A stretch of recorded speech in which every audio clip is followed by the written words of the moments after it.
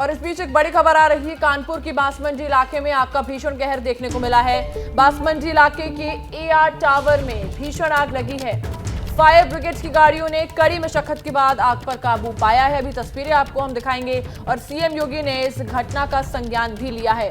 आपको बता दें, मौके पर रेस्क्यू ऑपरेशन तेज करने के निर्देश दिए। तस्वीरें आप देख सकते हैं कितने भयानक तरीके से ये आग लगी है। कानपुर की बांसमंडी इलाके की ये तस्वीरें आपको दिखा रही है। एआर टावर की तस्वीरें जहां भीषण आग लगी है और आग का ये रौद्र रूप आप देख सकते हैं। तस्वीरें आप देख रहे हैं कानपुर के बांसमंडी इलाके की, जहां पर भीषण आग लगी है। कानपुर के हमराज कॉम्प्लेक्स में एयर टावर में ये भीषण आग लगी और आग के लपटों को देखकर आप अंदाजा लगा सकते हैं। अचानक आग भड़की और लगातार एक फ्लोर से दूसरे फ्लोर तक पहुंच गई और फायर ब्रिगेड की गाड़ियां मौके पर मौजूद, लगातार आग बुझाने की कोशिश अब भी जारी है।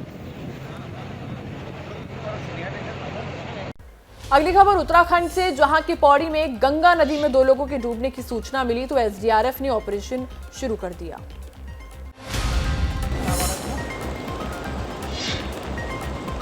उत्तराखंड के पौड़ी में एसडीआरएफ की टीम गंगा नदी में उन 2 लोगों को तलाश रही है जो सिरासू पुल के पास गंगा की धार में समा गए।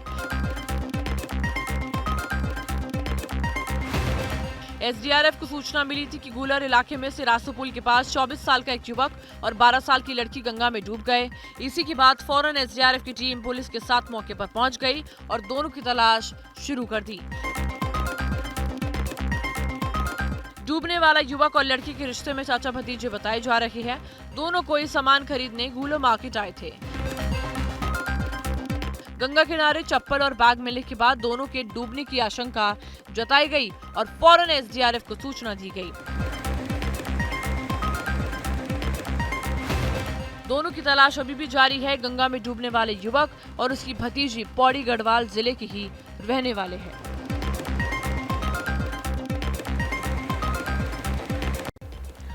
एम्बुलेंस लोगों की जिंदगी बचाने और मरीजों के इलाज के लिए इस्तेमाल होनी चाहिए। वो जूता सुखाने के काम आ रही है। यूपी के बस्ती में एम्बुलेंस की बदहाली की ये खबर आप जरूर देखिए। जिस एम्बुलेंस ने सैकड़ों लोगों की जिंदगी बचाई, इलाज के लिए उन्हें वक्त पर अस्पताल तक पहुंचाया, वो एम्बुलेंस आज खुद के इलाज को तरस रही है। और तो और ये एम्बुलेंस किस काम आ रही है वो आप खुद देख लीजिए। इसकी बोनेट पर जूते तक सुखाए जा रहे हैं। हाल बस्ती जिले के एएनएम सेंटर का है, जहां कोरोना काल में भेजी गई 15 लाख की कीमत की आधुनिक सुविधाओं से लैस एम्बुलेंस का 3 साल में ही यह हाल हो गया।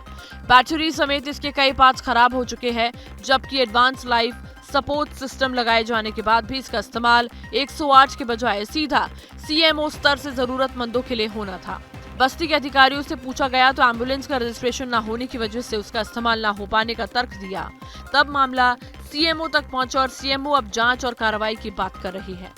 और हमें अभी कुछ दिन पूर्व भी पता चला है, उसको दिखवा लिया गया है, पूरी तरह फंक्शनिंग में है, ठीक है। मैंने फिजिकली जाके वहाँ चेक किया था, बैटरी की समस्या है, उसको दूर कर लिया जाएगा। पंजीकरण के लिए उसमें से वृता की जा रही है।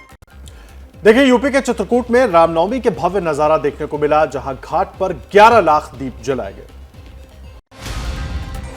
चित्रकूट का ऐसा भव्य नजारा जिसे देखकर कोई भी रोमांचित हो जाएगा। रामनवमी की संध्या पर धर्मनगरी चित्रकूट में रिकॉर्ड 11 लाख दिए प्रज्वलित किए गए। ये 11 लाख दीप चित्रकूट के मठ मंदिरों, घाटों, संस्थानों, घरों और गली चौबारों में जलाए गए। नीचे लाखों दीप जगमगाए तो आसमान भी शानदार आतिशबाजी की रंग बिरंगी रोशनी से नहाया नजर आया। चित्रकूट भगवान राम की तपोभूमि कहलाती है। मान्यता है कि भगवान राम जब लंका विजय के बाद चित्रकूट लौटे थे तो उनके स्वागत में यहाँ के लोगों ने इसी तरह दीपक जलाकर उनका भव्य स्वागत किया था। तभी से दीपावली के अलावा हर रामनवमी पर पूरी धर्मनगरी को ऐसे ही रोशन किया जाता है। यह आयोजन यूपी और एमपी प्रशासन मिलकर करता है, जिसमें लाखों की बड़ी स्तर पर सहभागिता होती है। पिछली बार रामनवमी पर चित्रकूट 7 लाख दीपों से रोशन हुआ था, लेकिन इस बार 11 लाख दियों का रिकॉर्ड बना है। अब बात मध्य प्रदेश के छिंदवाड़ा में बाइक रैली की, जिसमें कांग्रेस सांसद नकुल नाथ शामिल हुए तो उनके ऊपर फूलों की बारिश की गई। रामनवमी पर विशाल बाइक रैली और रैली में शामिल राम भक्तों पर कांग्रेस सांसद नकुल नाथ के हेलीकॉप्टर से बरसते फूल। हेलीकॉप्टर से सिर्फ पुष्प वर्षा ही नहीं करवाई, सांसद नकुलनाथ राम भक्तों की इस भव्य रैली में झूमते और थिरकते भी दिखे।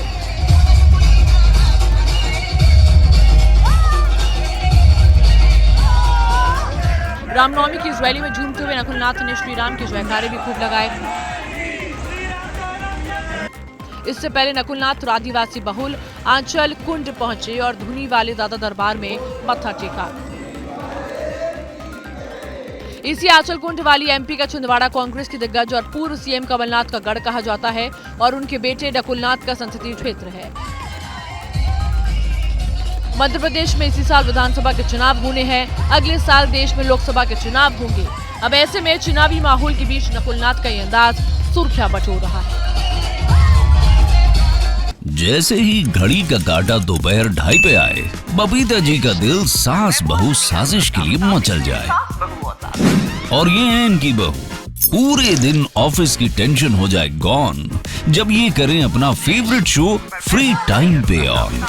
इनकी तरह आप भी देखें अपना फेवरेट शो अपने टाइम पर और डाउनलोड कीजिए एबीपी लाइव ऐप अपने स्मार्ट टीवी पर।